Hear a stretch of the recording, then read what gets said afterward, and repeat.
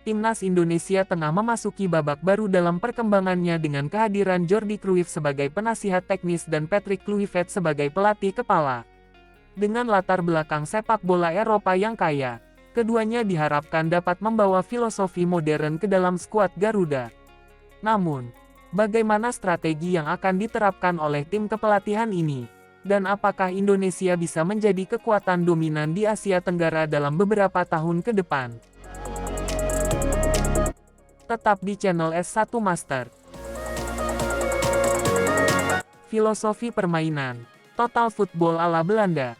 Sebagai bagian dari warisan sepak bola Belanda, Cruyff dan Kluivert kemungkinan akan menerapkan gaya permainan menyerang yang berbasis penguasaan bola.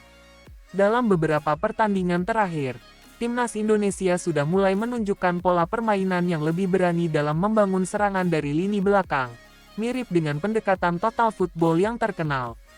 Beberapa elemen penting dalam filosofi ini meliputi dominasi penguasaan bola. Pemain dilatih untuk nyaman dengan bola, menghindari umpan jauh yang tidak perlu. Pergerakan tanpa bola yang dinamis, rotasi posisi dan fleksibilitas taktik menjadi kunci untuk membongkar pertahanan lawan. Tekanan tinggi, high pressing, tim akan berusaha merebut bola kembali dengan cepat setelah kehilangan penguasaan. Formasi dan taktik yang akan diterapkan. Dalam beberapa pertandingan terakhir, Timnas Indonesia sering menggunakan formasi 4-3-3, yang cocok dengan filosofi menyerang ala Belanda. Namun, ada kemungkinan besar Cruyff dan Kluivert juga akan mencoba variasi formasi lain yang bisa memperkuat permainan Indonesia. Formasi 4-3-3, dominasi dan serangan cepat, cocok untuk penguasaan bola dan serangan cepat melalui sayap. 3 gelandang di tengah bisa mengontrol permainan dan menghubungkan lini belakang dengan lini serang. Bek sayap aktif naik membantu serangan, sementara gelandang bertahan tetap menjaga keseimbangan. Formasi 3-4-3, eksperimen dan fleksibilitas, bisa digunakan untuk memperkuat lini tengah dengan 2 gelandang bertahan.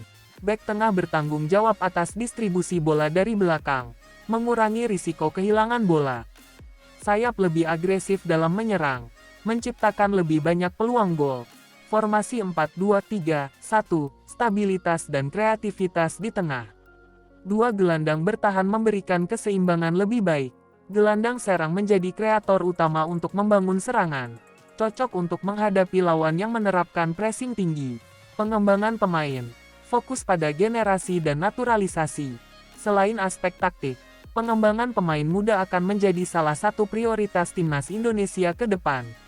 Cruyff dikenal memiliki pandangan kuat soal pembinaan pemain berbakat sejak usia dini, dan ini bisa menjadi kunci bagi Indonesia untuk bersaing di level Asia.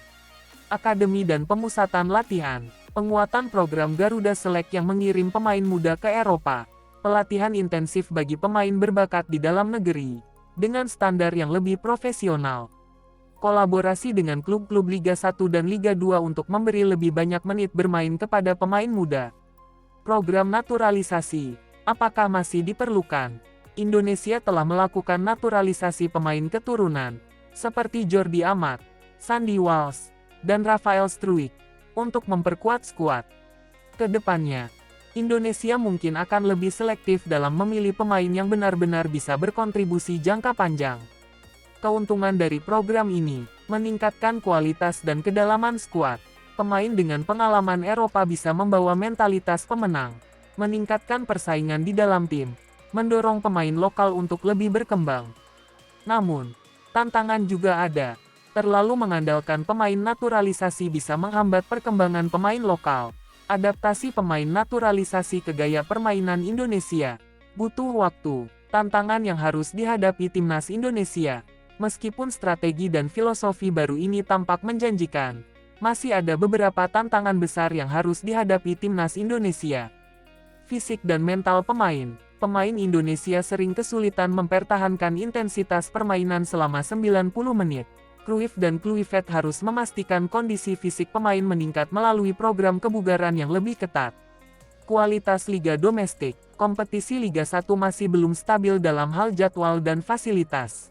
Klub-klub Indonesia perlu meningkatkan metode latihan agar sejalan dengan standar tim nasional. Persaingan di Asia Tenggara dan Asia, Vietnam, Thailand, dan Malaysia masih menjadi pesaing utama di Asia Tenggara. Jepang, Korea Selatan, dan Arab Saudi tetap menjadi tantangan besar jika ingin lolos ke Piala Dunia 2026. Target jangka pendek dan jangka panjang Timnas Indonesia.